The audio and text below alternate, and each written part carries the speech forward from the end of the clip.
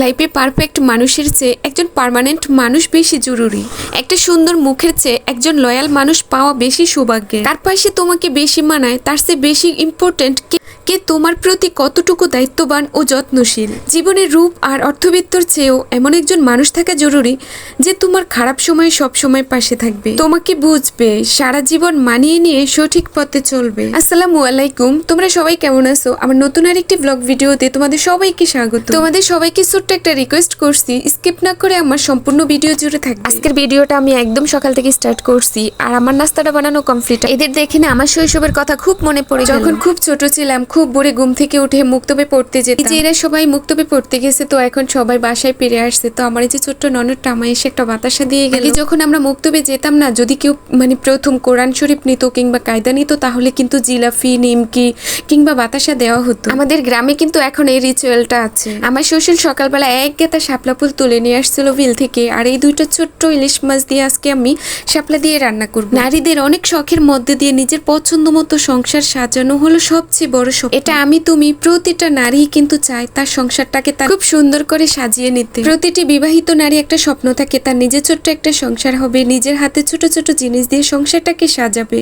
সবার স্বপ্ন কি আর পূরণ হয়? আর এই প্রতিটা নারী সংসার গুছিয়ে এবং কি তার নিজের মনের মাধুরী মিশিয়ে সাজিয়ে নেওয়ার পিছনে একটা লয়াল মানুষের হাত থাকা খুব প্রয়োজন। মানুষটা দেখতে যেমনই হোক না কেন, কিন্তু সে লয়াল হতে হবে। একটা মানুষের বাহ্যিক সৌন্দর্য দিয়ে কি হবে যদি তার মনটাই সুন্দর না থাকে? সবসময় একটা জিনিস খেয়াল করবে যে আসলে কার পাশে কাকে মানায়, এটা কোনো ম্যাটার করে না। তার চেয়ে বেশি গুরুত্বপূর্ণ হচ্ছে আসলে কে আপনাকে কতটুকু কেয়ার করে, কতটুকু রেসপেক্ট করে, কতটুকু লাভ করে।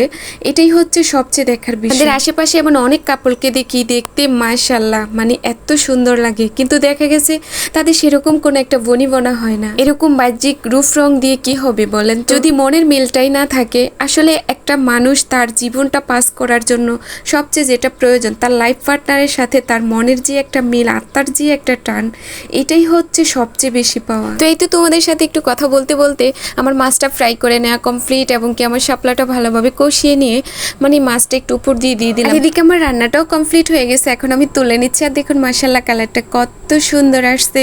আসলে তরকারি কালারটা দেখেই বোঝা যায় আসলে টেস্ট কেমন। ইলিশ মাছের ছোট দুইটা মাথা ছিল, আর এই মাছের মাথাগুলো দিয়ে আজকে আমি আলু দিয়ে রান্না করব। আমার না ইলিশ মাছটা বিশেষ করে আলু দিয়ে রান্না করলেই খেতে ভালো লাগে। আলুটা না আমার অলওয়েজ ফেভারিট। একটা কথা বলি, একটা মেয়ে যখন তার বাবার বাড়ি থেকে নতুন শ্বশুর বাড়িতে আসে, তখন তার কিন্তু অনেক ভুল ত্রুটি থাকতেই পারে, এটাই স্বাভাবিক। কারণ একটা নতুন পরিবেশ থেকে আরেকটা নতুন পরিবেশে নিজেকে খাপ খাইয়ে নিতে, মানিয়ে নিতে একটু তো সময় লাগে, তাকে একটু স্পেস দেওয়া দরকার। কিন্তু তা না, আমাদের কি হয় যে তার যে ভুল ত্রুটিগুলা আছে, যে ভুল ত্রুটিগুলা হয়, সেগুলাই তাকে বারবার দেখিয়ে দেওয়া হয় আঙ্গুল দিয়ে। আর যারা ভুলগুলা দেখায় তো দেখায়, তার হাতটা ধরে রাখার মানুষটা যদি বলে যে সে আমার স্ত্রী, যেমন হোক না কেন, তার যতই ভুল ত্রুটি হোক না কেন, তার নামে বদনাম করার রাইট কিন্তু কারণে। এরকম করে যদি প্রতিটা স্বামী বলতো না, তাহলে আমার মনে হয় কি মেয়েদের লাইফে বা মেয়েদের ডিকশনারিতে কষ্ট বলে কিছুই থাকতো না। এদিকে দেখো আমার রান্নাটাও কমপ্লিট। আর তোমরা সবাই ভালো থাকবে, সুস্থ থাকবে। আল্লাহ হাফেজ।